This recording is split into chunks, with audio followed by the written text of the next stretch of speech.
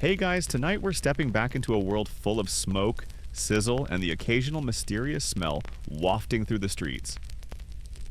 Welcome to the medieval marketplace, where the sound of clanging pots and the buzz of bustling crowds filled the air. Street food, though a little rough around the edges, was the heartbeat of urban life during the Dark Ages. You probably won't survive a meal without a solid stomach, or maybe just the strong will to survive the street side experience. So, before you get comfortable, take a moment to like the video and subscribe, but only if you genuinely enjoy what I do here. Drop your location and the local time too. I'd love to know where you're tuning in from. Now, dim the lights, maybe turn on a fan for that soft background hum, and let's ease into tonight's journey together. Alright, let's kick things off with a big question. What did medieval people snack on? Now, we're not talking about the fancy medieval feasts served in castles, the ones with roasted boar and golden goblets of wine, though we wish. This story is about what the common folk nibbled on during their busy, sometimes tough days. Stuff you could grab while strolling through the market or wandering the town square. These snacks were often simple, but oh, were they satisfying. For many, these quick bites weren't just a treat, they were a lifeline. Back then, you couldn't just pop into a convenience store or a fast food joint. If you wanted something to munch on, you had to find it in the marketplace or on the street, often from a vendor who might have a bit more to offer than just food. For centuries, the medieval street food scene was a blend of the practical and the curious, a real reflection of the times. Street food, however, wasn't exactly as we imagine it today. There were no food trucks or Instagram influencers showing off street food hacks. Instead, the medieval snack scene was alive with the smells of roasted meats, bubbling pots of pottage, and the occasional sugary treat that would satisfy a sweet tooth after a long day of work. But what exactly was on the menu? Before we get into the specifics, let's remember that medieval street food was not for the faint of heart. The food was often cooked in the open, exposed to the elements, and sometimes made with ingredients that could raise eyebrows. But hey, when you're hungry, a little mystery can be part of the thrill, right? Let's dive into the first aspect of medieval street food, the rise of public markets and street vendors. Back in the day, towns and cities were growing rapidly, and with that came the need for food vendors to keep up with the ever-growing population. These markets became the hotspots for the quick bites that were a part of everyday life. They weren't just about food, they were the center of social life too. People gathered here not only to shop, but to interact, trade gossip, and share news. Food and social life went hand in hand. The concept of street food as we know it wasn't as formalized back then, but it served the same function. Imagine this. You're walking down a crowded medieval street with the hustle and bustle around you. People are shouting, bargaining, and laughing while you pass by a vendor with a sizzling spit of meat turning over a flame. The smell of roasted mutton or pork wafts through the air, making your stomach growl. You don't have time to sit down at a table, but hey, this vendor has a snack that'll hold you over until dinner. Street food in medieval times was as much about convenience as it was about flavor. It was meant to be quick, easy, and portable. The people who worked hard all day, peasants, tradespeople, and artisans, needed food that could be eaten on the go. This was pre-fork and knife days, so grabbing something with your hands and gobbling it down was a way of life. The snacks on offer often reflected the society they were a part of. Simple, hearty, and satisfying. But the medieval snack scene wasn't just all about bread and meat. In fact, the streets were alive with all kinds of flavors, textures, and even the unexpected. You may think of the Middle Ages as a time when food was dull and monotonous, but you'd be wrong. Some of the most unusual and interesting snacks came from the street vendors who'd mix and match what was available to create something unique. The medieval street food scene was its own little culinary experiment. Think about how food stalls today use whatever's in season. Medieval vendors were no different. The seasonal aspect of medieval street food meant that certain things were only available during specific times of the year. In the spring, you might have found fresh fruits or berries being sold on the streets, while autumn would bring roasted nuts and hearty stews. This was a reflection of medieval farming traditions, where what grew in the ground determined the flavor of the season. You could even think of the vendors as early food innovators. Much like how trucks today get creative with what they have on hand. Medieval street food vendors were constantly adapting to the market's changing tastes. While the food may have been simple, the presentation and the experience of grabbing something quick from the vendor were what made it so memorable. Now that we've set the scene, let's look a little deeper into the origins of medieval street food and how it became a vital part of everyday life. To truly understand street food in the Dark Ages, we need to look at the rise of public markets and how these bustling hubs became the birthplace of street food culture. Back in the medieval period, urbanization was slowly but surely transforming Europe. As towns grew, so did the need for trade. Markets became the central point of commerce, where everything from cloth to livestock was sold. But food vendors weren't just peddling the basics. They were creating an entirely new culinary culture on the streets. With a growing number of people living in cities and towns, finding a quick bite was essential. No one had the luxury of sitting down for a long, drawn-out meal every day. There were jobs to be done, trades to be made, and, most importantly, markets to visit. Medieval cities often had designated market days where vendors would set up stalls, creating a sea of options for hungry townsfolk. Some of these markets were permanent fixtures in the town squares, others popped up on specific days of the week, and some even became the focal point of festivals. Either way, if you were in the mood for a quick bite, it was there for the taking. Interestingly, these early public markets weren't just about food. They were a convergence of social, economic, and political activity. Picture it: the clatter of wooden carts, the hum of conversations, the occasional shout of a vendor hawking their wares. Street food vendors had to be both chefs and performers. Their ability to draw a crowd and sell their goods often came down to how well they could engage with passers-by. What's fascinating is that medieval street food wasn't limited to just a few simple options. While we think of street food today as being trendy and varied, the medieval world had a variety of snacks to satisfy different tastes and needs. What's more, these snacks often had cultural significance, tied to local customs, festivals, and even religious practices. For instance, during Lent, when meat was forbidden, vendors turned to fish, legumes, and bread-based snacks to keep people fed without breaking the rules. But let's get to the real heart of the medieval street food scene: the meat vendors. Imagine walking down a busy medieval street and suddenly catching a whiff of roasted meat turning on a spit. In an age when refrigeration was unheard of and fresh food was a rare commodity, the scent of meat roasting over an open flame was a luxury for many. But despite the lack of modern preservation techniques, the medieval world was all about the meat, and street vendors were the go-to place for this primal food experience. Now, we're not just talking about the fancy cuts of beef or lamb that you might find in a modern steakhouse. Oh no, medieval street food was much more diverse. You could get anything from lamb, beef, and pork to more unusual meats like venison, or even something more exotic like wild boar. Historians still argue whether all of these meats were as fresh as the vendors claimed, considering the lack of proper refrigeration, but one thing's for sure: the sizzling sound of meat on the spit was part of the medieval street food allure. And the meat wasn't always the centerpiece. While roasted meat on a stick might seem like the ultimate medieval snack, there were plenty of other foods to choose from. Bread, for example, was another central feature in the street food world. Think about it. You couldn't eat meat without something to wash it down, and bread was the perfect companion.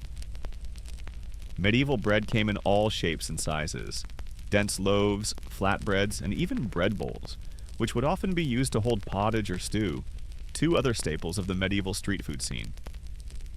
Speaking of pottage, it's time to talk about what peasants ate. And I'm not talking about some refined 5-course meal. No, we're talking about the staple of the medieval working class: pottage. Pottage was basically a thick, hearty stew made from whatever vegetables, grains, or meats the cook had on hand.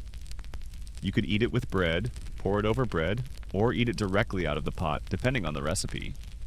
It was the go-to for anyone working in the fields or on the streets, filling people up without being too expensive or difficult to prepare. What's funny is that pottage wasn't always a crowd pleaser. For some, it was a comforting, filling meal that helped them get through the long days. For others, it was more of a survival food, something to keep your stomach from growling too loudly in the middle of a busy workday. Some say pottage was the original medieval fast food, quick, cheap, and easy to grab when you had little time or money. Others, however, couldn't stand it. In fact, it's rumored that pottage could get pretty boring after a while, with some of the poorer classes adding whatever ingredients they could find, making the flavor and the consistency anything but gourmet. Despite its humble beginnings, pottage served as a perfect example of how medieval street food was both functional and diverse. People could grab a bowl of pottage and continue with their day, or snack on bread and cheese as they worked. The beauty of medieval street food was in its simplicity. There was something for everyone, no matter their background or income. The cool part? Even though pottage might seem like the ultimate peasant dish, some versions of it were eaten by people across all social classes. Historians still debate whether it was more of a peasant's food or whether it was eaten by nobles on the go. But one thing's certain, pottage was everywhere. And let's face it, who could resist a comforting bowl of soup on a cold medieval day? So, if you were wandering the streets of a medieval town or city, you wouldn't have to look far for something to eat. Whether you were in the mood for something warm, savory, sweet, or just simple, street vendors had you covered.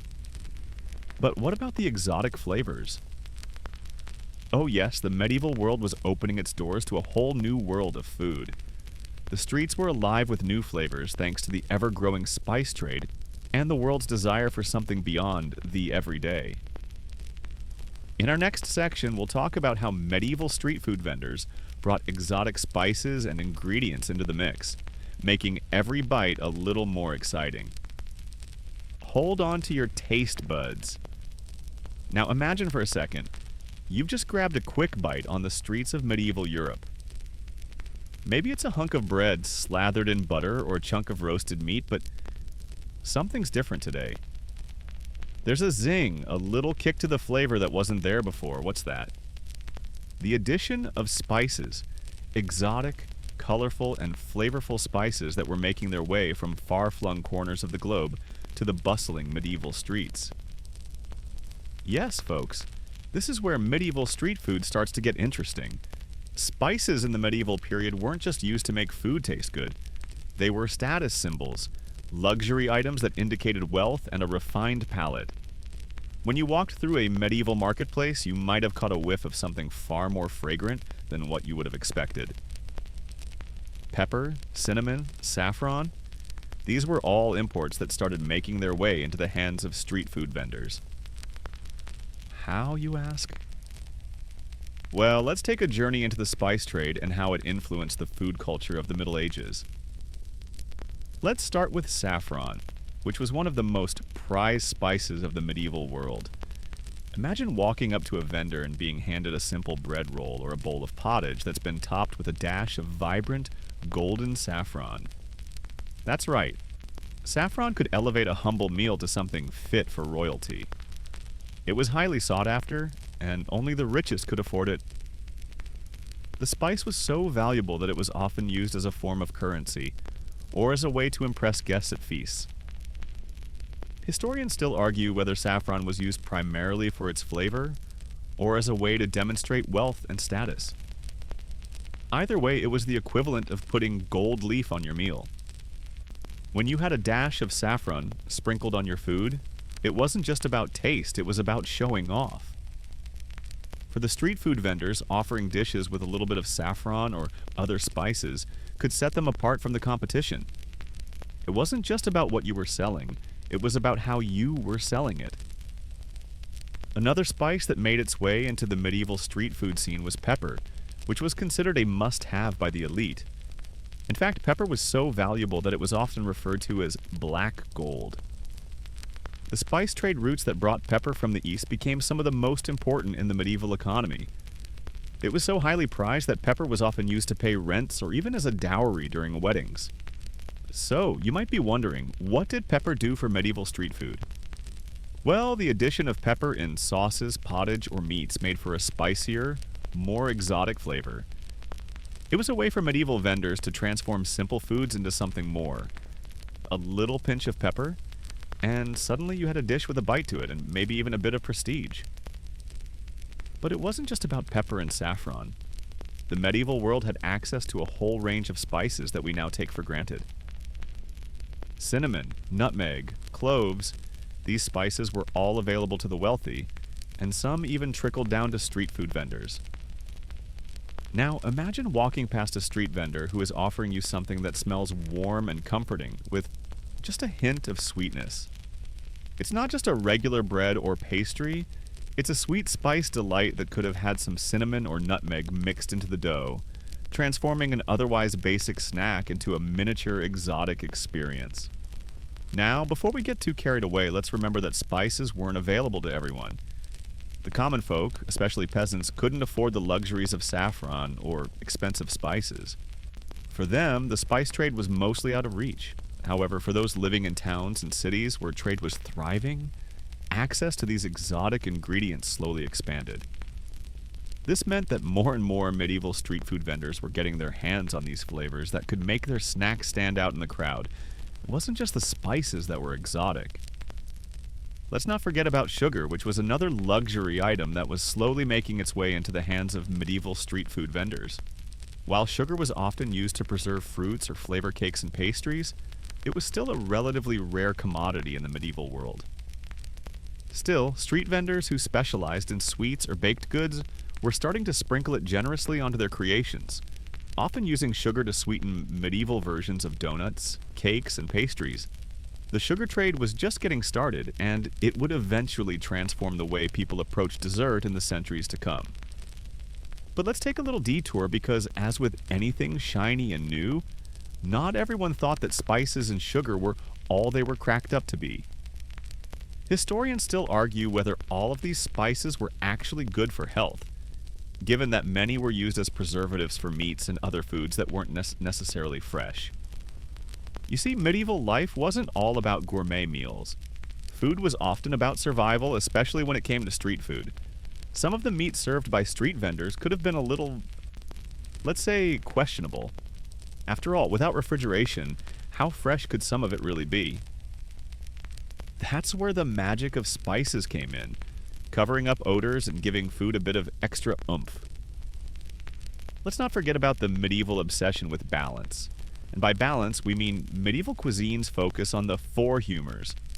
You see, in medieval times, it was believed that health and food were all about balancing hot and cold, wet and dry. Spices like pepper and ginger were considered hot, making them perfect for winter months, while cooling spices like mint and coriander were popular in the hotter months. So, when you saw medieval vendors selling their latest dish, you might not just be paying for flavor, you were paying for your health and well-being, or at least a shot at it. As we continue on, we'll take a closer look at how these exotic spices and ingredients became integral to the vendor's success. But it wasn't just the spices that made street food unique. The vendors themselves were key players in the street food world, using charm and quick thinking to make sure their snacks weren't just good, they were memorable. Now that we've had a taste of the exotic influences on medieval street food, it's time to dive deeper into the vendors themselves. Just as today's food trucks and street food stalls often rely on personality and presentation, medieval vendors were no different. They were the entertainers, the performers, and the social glue that brought medieval marketplaces to life. When you think of a medieval street vendor, picture someone who wasn't just selling food but creating an experience. The smell of roasting meats, the clink of coins exchanging hands, and the sizzle of bread or fish all contributed to the spectacle. But how did medieval vendors stand out in such a crowded market? It wasn't all about the food itself, it was also about how they sold it. Just like modern street food vendors, medieval sellers used a combination of showmanship, charm, and quick wit to attract customers. Imagine a vendor yelling, "Hot meat, fresh bread, get your lunch here," as you walked by.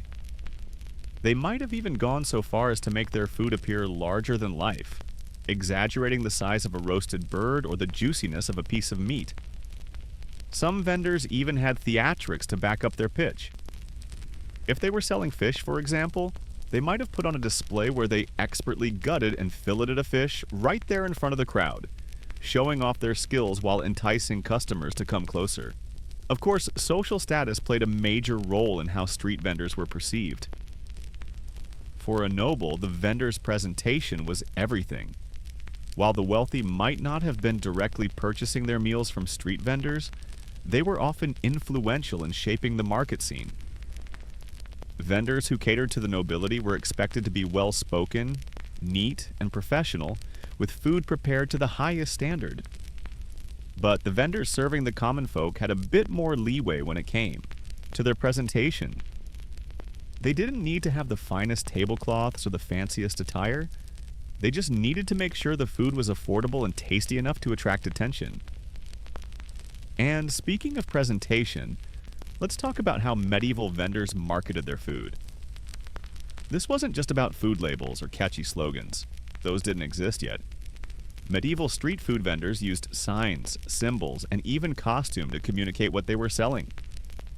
A street food stall that sold sausages might have had a sign with a sausage on it, while a fishmonger might hang a dried fish above their stall.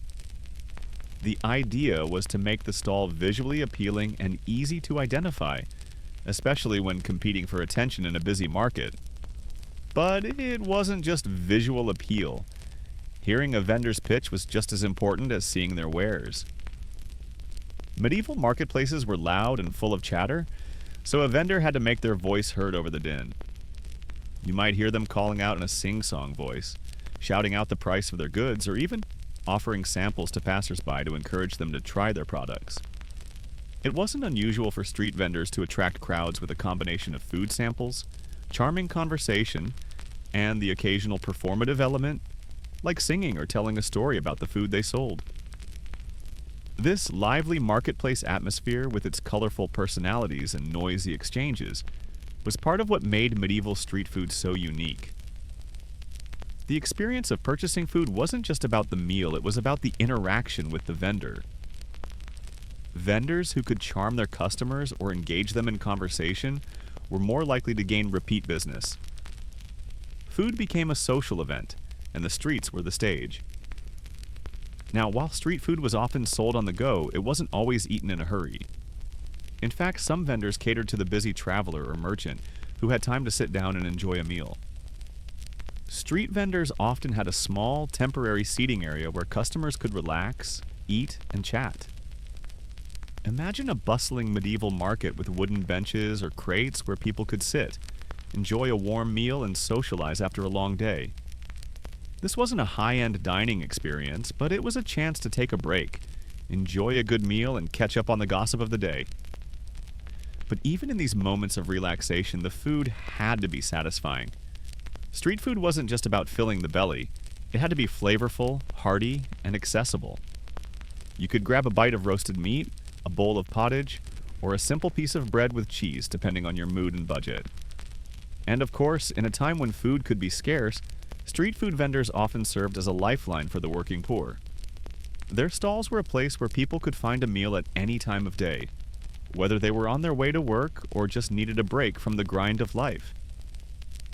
Despite the warm, welcoming atmosphere of medieval food stalls, not all was as it seemed. As we move into our next section, we'll take a more critical look at how street food sometimes crossed the line from convenience to a questionable health. What did the state of hygiene look like in these busy, crowded markets? Was street food always safe to eat?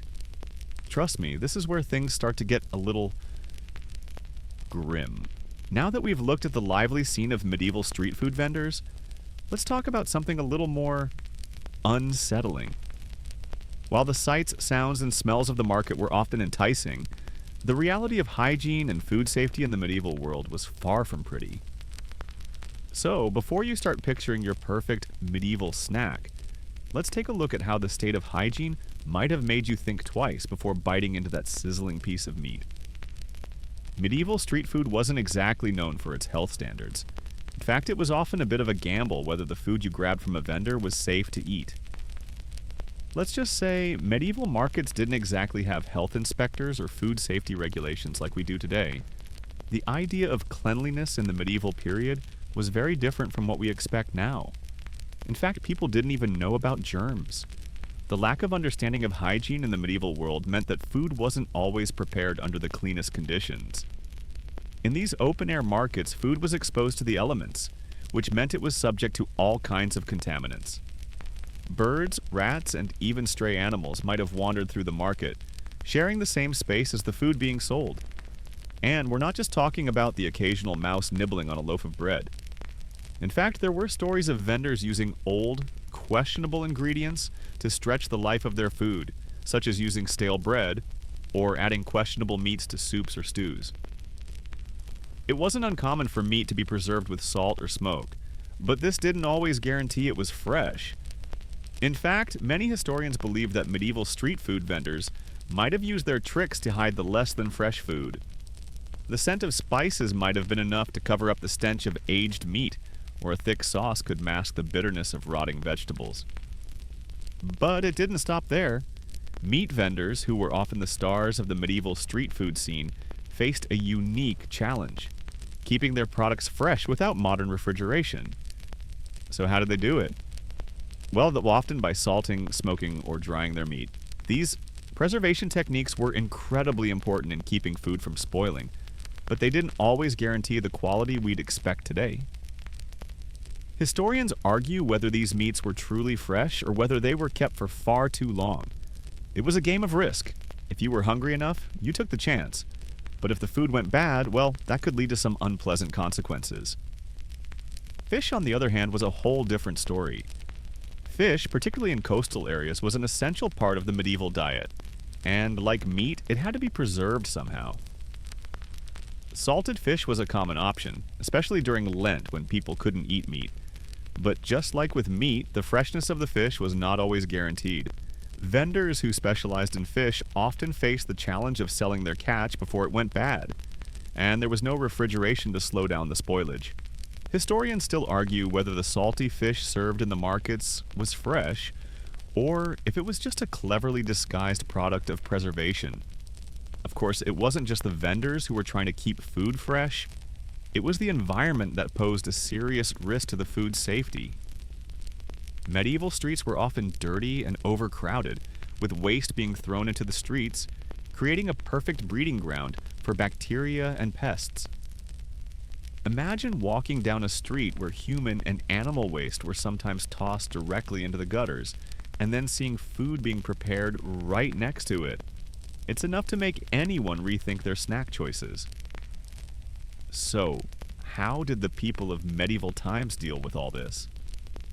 Well, they didn't really have much of a choice. People ate what they could get, and while there were certainly foodborne illnesses that could be traced back to poor hygiene, it was the norm to have to take a gamble on the safety of your meal. That said, many of the poorer folk didn't have the luxury of being picky. If you were hungry and couldn't afford to eat at home, you would grab whatever food was available. There was no choice but to trust that the vendor had done their best to prepare a decent meal. This lack of choice might sound horrifying to us today, but for the common medieval person, it was part of the grind. But it wasn't all doom and gloom. Food preservation methods in the Middle Ages, while imperfect, did help ensure that people didn't starve to death. Vendors who specialized in pickling, salting, and fermenting their food were able to offer snacks that lasted for days, even weeks. And let's not forget that while food safety might have been questionable, people still survived. In fact, medieval street food, despite the risks, was often one of the most reliable sources of nutrition for the common people. Now that we've taken a look at the grittier side of medieval street food, let's lighten the mood a bit. Sure, there were health risks, but there were also moments of indulgence. Sweet treats and seasonal delights that made life a little bit sweeter. So, in the next section, we'll dive into some of the more delightful aspects of medieval street food, where food was about more than just survival, it was about enjoyment and celebration. Alright, now that we've taken a deep dive into the sometimes grim reality of medieval street food, let's take a step back and enjoy the sweeter side of things.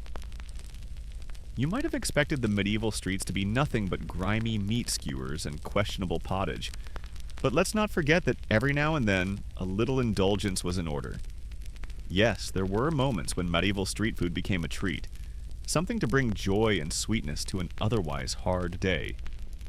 Let's start with one of the most delightful elements of medieval street food: fruits and nuts. Imagine walking through a busy market square and spotting a vendor selling a variety of freshly picked fruits: apples, pears, berries, and even figs. These fruits weren't just delicious snacks, they were seasonal treasures. Depending on the time of year, you could find different varieties of fruits lining the stalls, brightening up the marketplace with their colors and scents.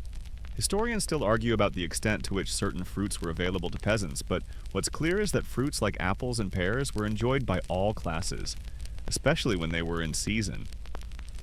Vendors would often sell them in small baskets, and they'd be easy to grab on the go, perfect for a quick bite between errands or during a busy day of work. The fun didn't stop there. Nuts were another popular snack. They were often roasted and salted, making them perfect for munching as you walked through the market. Walnuts, hazelnuts, and almonds were common, and they were both nutritious and flavorful. A handful of roasted nuts could keep you going during a busy day, or they could be the perfect treat after a long day of work.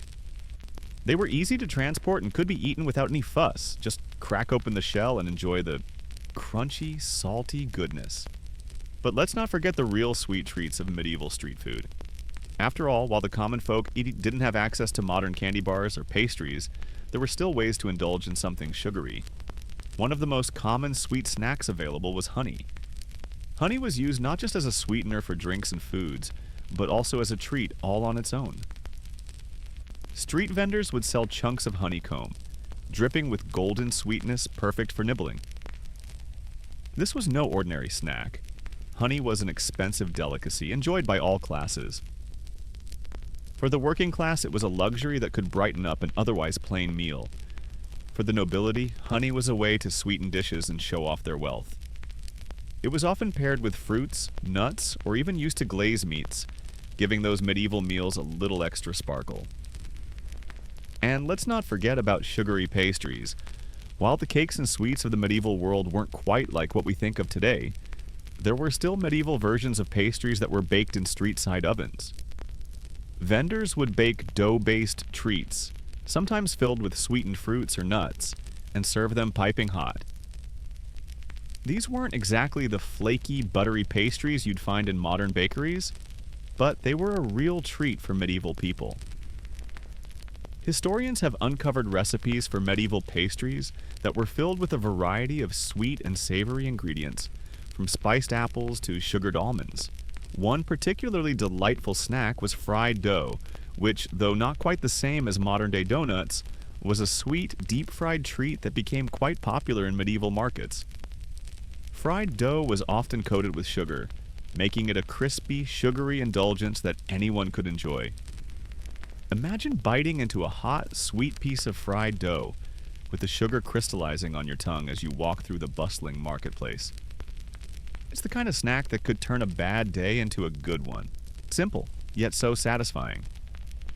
But what about those special festival foods? Medieval festivals were a time of celebration, and the street food during these events could be a bit more extravagant.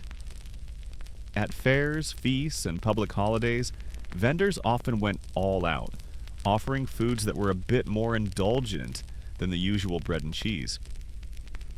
Roasted meats were still common, but vendors would also offer sweetmeats, pies, and even fried pastries with fruit fillings. These festival foods were not just for the peasants. They were meant for everyone to enjoy, from the common folk to the nobility. During these times, food became a shared experience, where people could indulge in treats they wouldn't normally have access to, or at least not as regularly. Now, while these sweet treats were indeed a highlight for many, they weren't always easy to get. As we mentioned earlier, the availability of luxury ingredients like honey, sugar, and fruit was often tied to social class. Nobles and wealthy merchants could afford to indulge in these sweets, while the common folk had to make do with whatever they could find in the marketplace. But even for those living on a tighter budget, there were still ways to satisfy a sweet tooth. A little bit of honey or some roasted nuts could go a long way in lifting one's spirits after a long day. Of course, not everyone could afford the sweets and indulgent snacks of the upper classes, but the joy of these simple pleasures in the medieval world wasn't just about the food itself. It was about celebrating life in the moment. The ability to walk down the market street, enjoy a little sweetness, and take a break from the hardships of daily life. Whether it was a handful of nuts, a chunk of honeycomb, or a warm pastry, these treats added a little bit of brightness to the often grim realities of medieval life. So, now that we've indulged a bit and taken a peek at the sweet side of medieval street food, let's take a breather and look at how street food impacted the social and economic fabric of medieval society. How did these simple snacks shape the way people lived, worked, and socialized in the medieval period? Let's explore that in the next section. Now that we've enjoyed a little sweetness from the medieval streets, let's turn our attention to the bigger picture: how street food shaped medieval society. It's easy to think of food as just something we eat to fill our stomachs, but in the medieval world, food was so much more than that. It was a social glue, a status symbol, and for many, a lifeline. Whether it was a quick snack between work shifts or an indulgent treat during a festival, street food wasn't just about nourishment.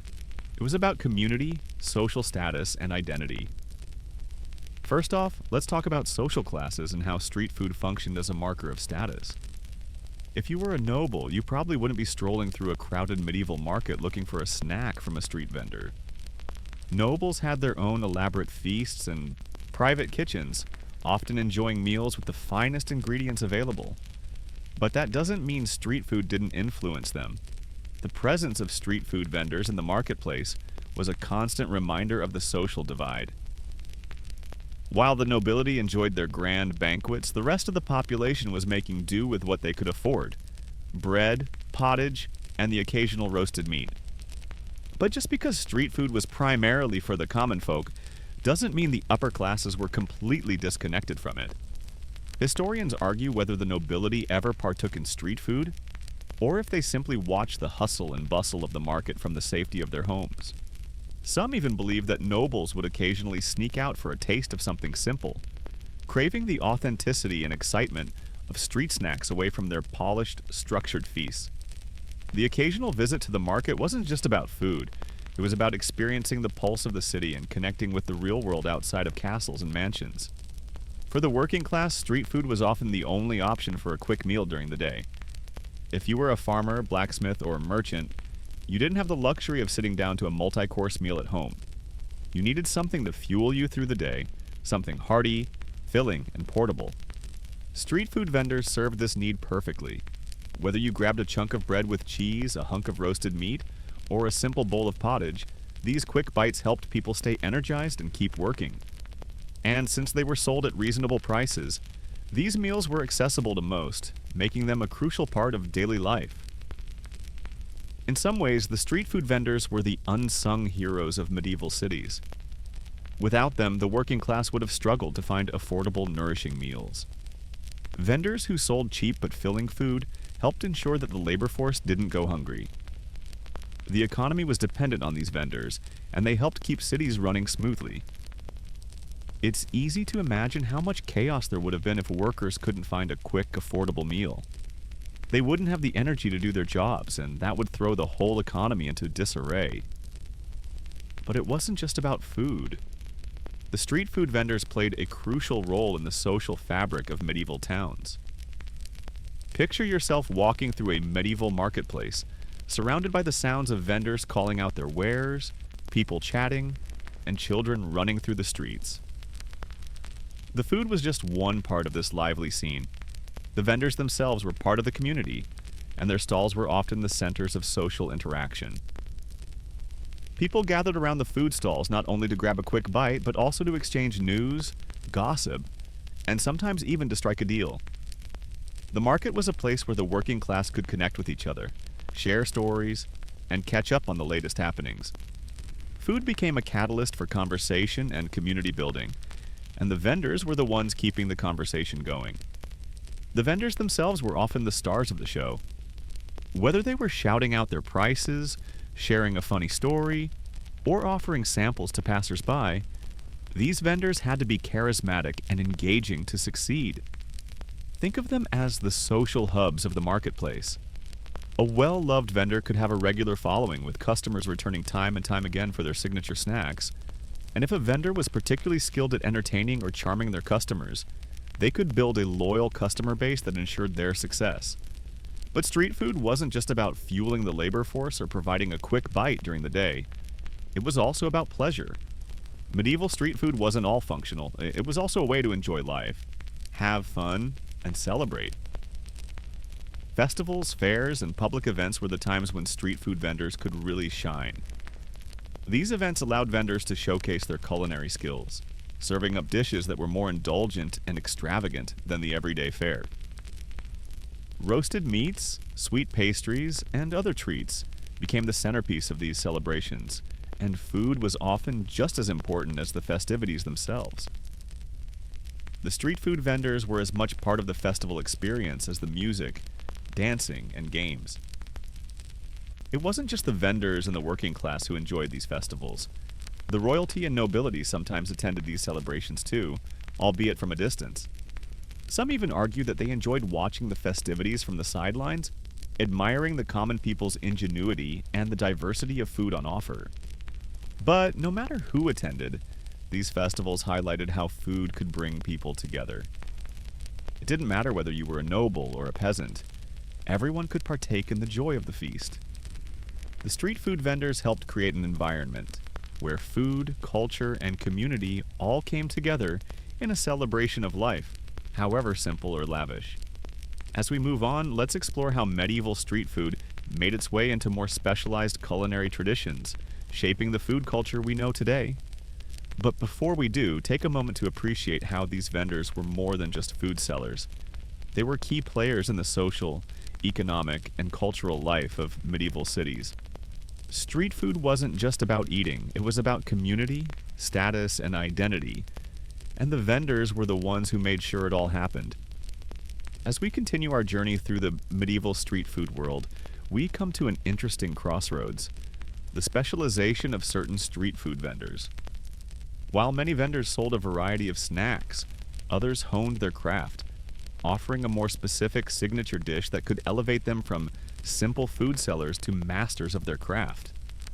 The specialization of street food in the Middle Ages was more than just a way to stand out in a crowded market.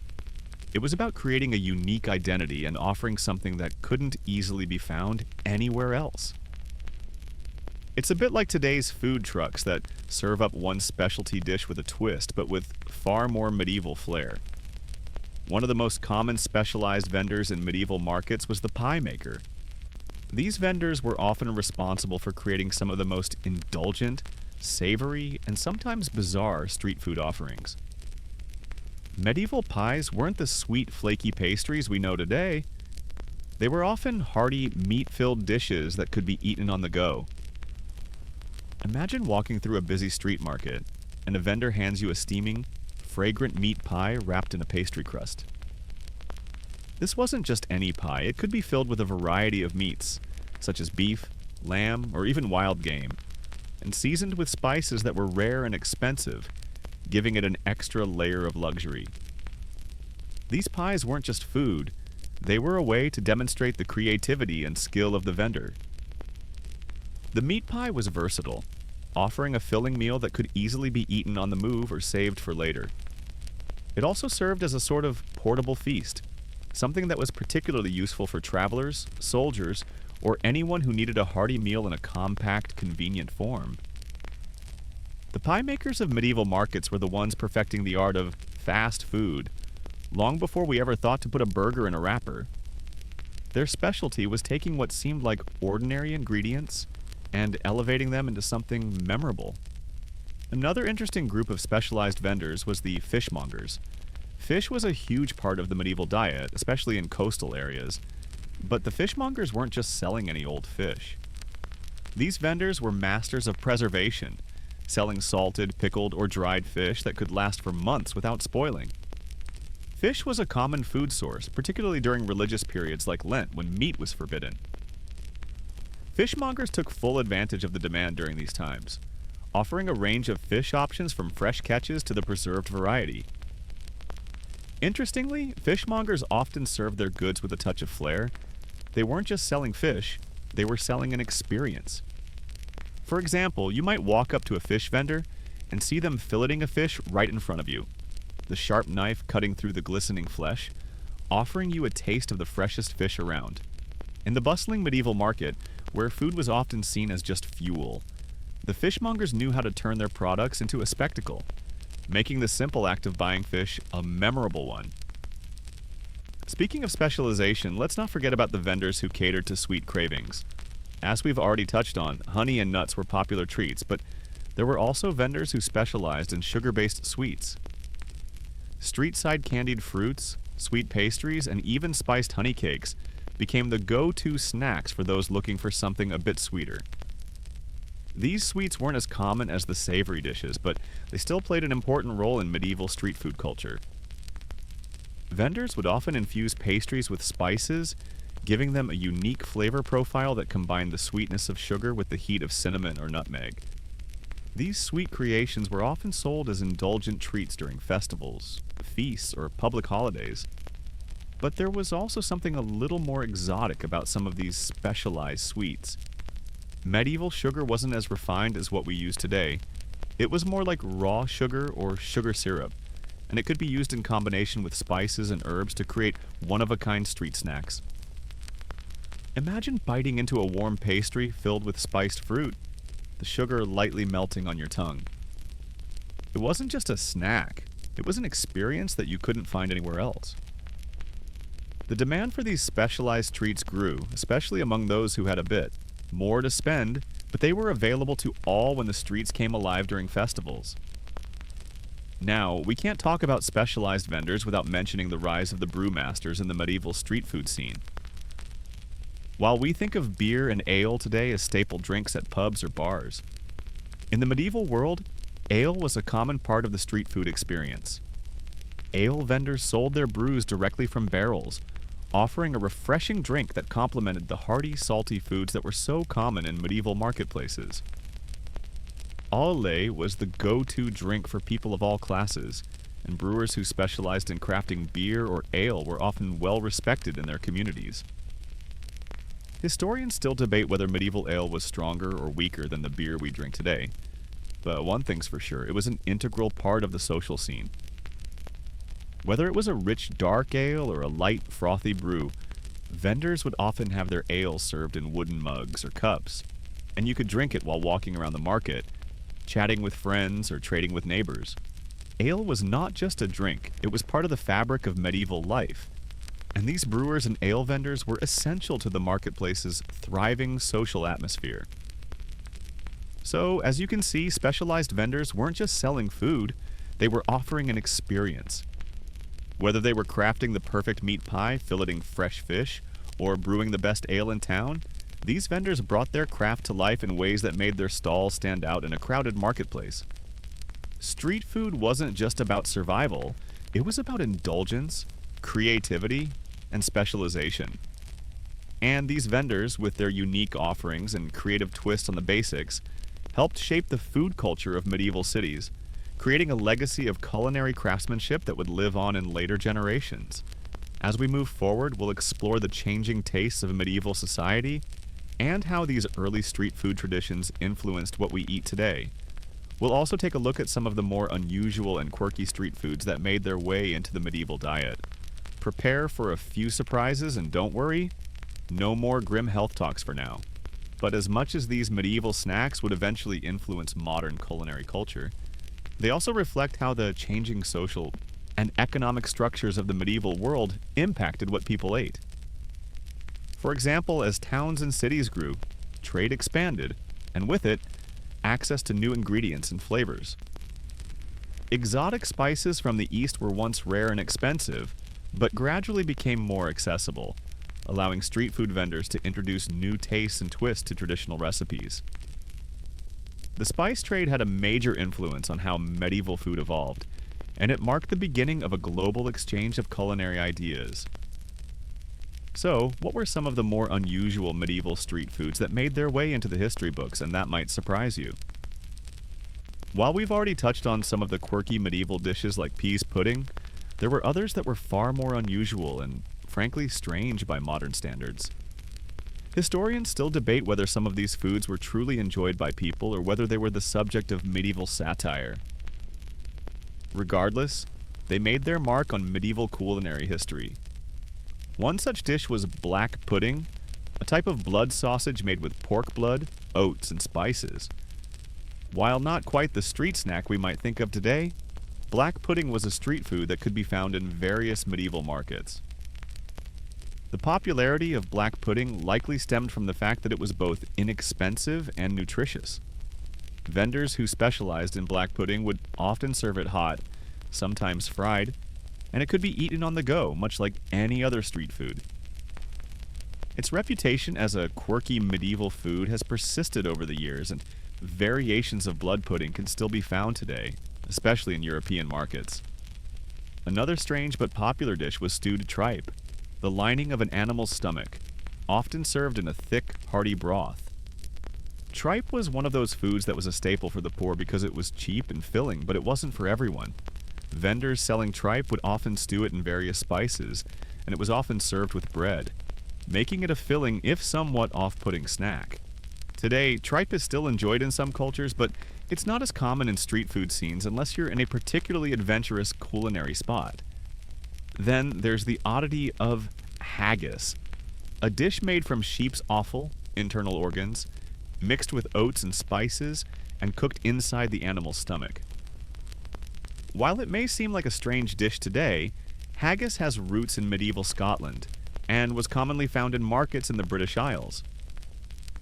This food was certainly an acquired taste, but it exemplified how medieval street food vendors could take the most basic, overlooked ingredients and turn them into a hearty, flavorful meal that helped sustain people through long, hard days. And who could forget about the medieval obsession with spiced wine or mead? These drinks were often sold by street vendors and could be served hot or cold, depending on the season. Mead, which is fermented honey, was a popular drink in both medieval Europe and the Nordic countries. It was considered an indulgence, particularly among nobles, but vendors often sold it at market fairs, offering a sweet, intoxicating treat for the working class. It's safe to say that the street food vendors of the medieval world didn't just focus on solid snacks. They knew how to keep their customers hydrated with creative drinks too. As we wrap up this section, it's clear that medieval street food was more than just a means of survival. It was a reflection of the world around it, a blend of practicality, creativity, and social interaction. The evolution of these street foods shows how important they were to medieval culture and how the seeds of modern street food were planted all those centuries ago. What's even more fascinating is that some of these medieval snacks, like pies, sausages, and street-side treats, continue to be enjoyed in various forms in street food scenes around the world today.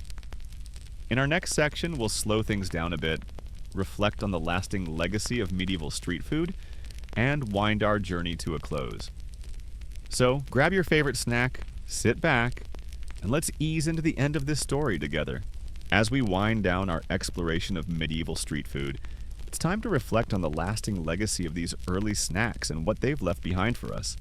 From the humble bread and cheese to the complex pies and roasted meats, medieval street food laid the foundation for the street food culture we know today. But how exactly did these medieval snacks evolve into the trendy, globally loved street food we indulge in now? Well, it's a story of cultural exchange, innovation, and an enduring love for food that can be enjoyed on the go. First off, we can't ignore the role of food preservation in shaping the future of street food. In medieval times, preservation techniques like salting, pickling, and smoking were essential for keeping food edible. These early methods not only ensured food lasted through the colder months, but also paved the way for the development of portable, convenient snacks. Whether it was dried fish, salted meats, or roasted nuts, these preserved foods were the ancestors of modern-day snack foods that are just as easy to pack and take on the go. Think about jerky or trail mix today. Those ancient practices of preserving food through smoking and salting are still alive and kicking in the food we eat. In the centuries following the Middle Ages, as cities and trade routes expanded, so did the availability of ingredients and the diversity of street food offerings. The spice trade, which we've touched on throughout our journey, became a vital force in shaping the future of street food. The introduction of spices from India, the Middle East, and Africa brought entirely new flavor profiles to medieval cooking, and that trend continued into the Renaissance and beyond. Modern street food is full of bold, global flavors, often incorporating spices and herbs that were once considered exotic. Without the medieval spice trade, we might not have tacos, curries, or falafel, all dishes that became famous street foods around the world. Let's not forget that the rise of the marketplace was one of the key factors that made street food so popular in medieval times. The marketplace was a hub of social life, where people came together to share food, news, and even gossip. In many ways, modern-day food markets and festivals are the direct descendants of those medieval gatherings. Whether it's food festivals, local markets, or food trucks that line the streets of modern cities, these spaces continue to serve as social gathering points, where food brings people together and offers them a sense of community. Now, looking at modern-day street food, it's clear that medieval vendors' creativity and ability to adapt to their environment paved the way for the modern street food scene. Take the concept of street food trucks. They're modern innovations, but they carry the same spirit of medieval street food vendors who had to make the most out of limited space, resources, and time. Whether it's a taco truck in Los Angeles, a crepe stand in Paris, or a fish and chips cart in London, today's street food vendors are still using the same principles as their medieval predecessors. Make it quick, make it tasty, and make it something people will come back for. And then there's the globalization of street food. Thanks to travel, the internet, and the merging of food cultures, today's street food scene is an eclectic mix of influences from all over the world. Think about the way Asian street foods like dumplings, satay, or bubble tea have taken over streets around the globe. They're beloved by millions, and yet these foods share many common threads with medieval snacks: portable, flavorful, and often cheap. Just like medieval street vendors who mixed local ingredients with exotic spices, today's street food vendors do the same, blending traditional flavors with modern twists, creating something fresh and exciting. But no matter how much the world has changed, one thing remains constant: the appeal of food that's quick, affordable, and satisfying. This is the core of street food, whether in medieval towns or modern cities. Street food is the original fast food, offering something that satisfies our cravings while fitting into the rhythm of our busy lives. Whether we're eating a medieval-style roasted meat on a stick or grabbing a gourmet taco from a food truck, the basic principles remain the same: food that's accessible, quick, and delicious. As we come to the end of our journey through medieval street food, let's take a moment to appreciate how these humble snacks, once limited to the bustling streets of medieval cities, have shaped what we eat today. Street food, both then and now, has always been about connection, a way for people to share a meal, a moment, and a story with those around them. Whether we're grabbing a quick bite in the city or enjoying an exotic street food festival abroad, we're continuing the age-old tradition of connecting with our communities over a shared love of good food. And as we wrap things up, it's time to reflect on how far we've come, and how little has changed when it comes to the joy of enjoying a meal on the go. Whether you're sitting at a table in a medieval marketplace or standing on a busy street corner today, the excitement of trying something new, sampling flavors from all over the world, and bonding with those around you over food has endured through the centuries. So now that our journey through medieval street food has come to a close, I'll leave you with this. Next time you grab a snack on the go, whether it's a classic hot dog or a flavorful dumpling, take a moment to appreciate the centuries of culinary history that led to that very bite. The medieval street food vendors may be long gone, but their legacy lives on in every bite we take. As we ease into the final stretch of our journey through the streets of the medieval world, let's take a moment to reflect on something a little more profound. The legacy of medieval street food and how it transcended its humble beginnings to influence the way we think about food, culture, and even society today. We've explored the bustling medieval markets, the rise of food vendors, the humble street snacks, and the exotic spices that shape the culinary landscape. But what was the lasting impact of medieval street food? What made it so special, and why is it still so relevant centuries later? One thing is clear: street food was and still is more than just food. It was about connection, community, and a way of life that has echoed down through history. Think about it. The street food vendors were the unsung heroes of the medieval world, serving not just meals but also acting as social hubs. Medieval street food was the pulse of the city.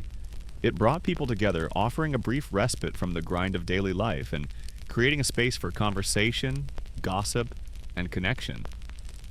We can see this in modern street food culture today, where food is not just a meal but a shared experience, a way to build community and create memories. And let's not forget how medieval street food made a big impact on the evolution of global cuisines. When we look at street food today, it's not just about one specific cuisine or culture. It's a mashup of flavors from all over the world. The influence of medieval trade, the exchange of spices, and the melting pot of cultures that evolved in European cities shaped the street food culture we know now. From the spices of the East to the heartiness of European fare, medieval street food was an early precursor to the diverse street food scene we enjoy today. The blending of flavors, the push to use fresh, local ingredients, and the desire to make food that's both delicious and accessible, that all traces back to the medieval street food vendors. What makes medieval street food particularly fascinating is how it reflects the everyday lives of people. Unlike the grand feasts of royalty, the medieval street food scene was about food for the people. It was simple, practical, and quick, designed to fit into the fast-paced, labor-intensive world that many people lived in. Today, we're seeing a resurgence of the desire for quick, tasty, and satisfying meals that don't require a lot of time or effort. This desire for convenience, but still with flavor and quality, is what makes street food so timeless. It's the perfect balance of practicality and indulgence, something we can all relate to, no matter our background or social status. As the world moved into the Renaissance and beyond, the idea of street food as a way of life never really disappeared.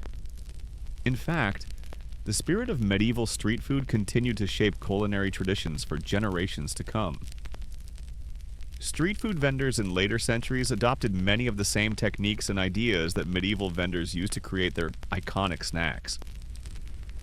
The use of spices, the skill of preservation, and the art of making something out of simple ingredients were all carried forward. The idea that food could be quickly prepared, portable, and inexpensive became foundational for the way we approach fast food today. So much of what we eat on the go, whether it's a sandwich, a taco, or a gyro, can trace its origins back to the medieval vendors who understood the importance of convenience, flavor, and accessibility. In the modern world, street food has experienced a revival in many urban centers around the world. With the rise of food trucks, street food festivals, and pop-up stalls, we are seeing a return to the values that medieval street food represented. It's not just about feeding people quickly, it's about creating a community around food, celebrating culture through what we eat, and honoring the craftsmanship of the vendor who prepares it. Whether you're in New York, Bangkok, or Istanbul, street food remains an essential part of the social fabric of cities, much like it was in medieval times. But perhaps the most significant legacy of medieval street food lies in the shared enjoyment that comes from eating it. Just like the medieval street vendors were part of the fabric of the marketplace, today's vendors continue to play a role in shaping the rhythm of our cities. Street food offers a moment of connection, whether it's sharing a quick bite with friends, gathering around a food truck after work, or enjoying a meal on the streets with strangers who might become friends. It's about sharing in the experience of food, a simple yet profound pleasure that transcends time, culture, and geography. As we close this chapter, it's impossible to ignore how much medieval street food has shaped our culinary world. From the rise of the first public markets to the diverse global street food scene we enjoy today, the roots of street food are deeply embedded in the medieval period.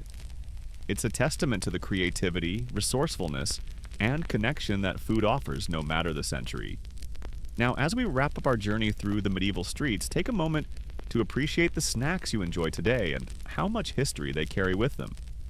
Whether you're nibbling on a piece of street pizza in Rome, grabbing a taco in Mexico City, or enjoying a crepe in Paris, remember that the medieval street food vendors were there long before, shaping the future of fast, flavorful food. And with that, our journey has come to an end. As we leave the medieval streets behind, let's remember that the next time we grab something to eat from a food truck or a street vendor, we're not just satisfying our hunger. We're continuing an age-old tradition that connects us to centuries of culinary history. Now take a deep breath, relax, and reflect on the history we've uncovered tonight. Sweet dreams, and until next time.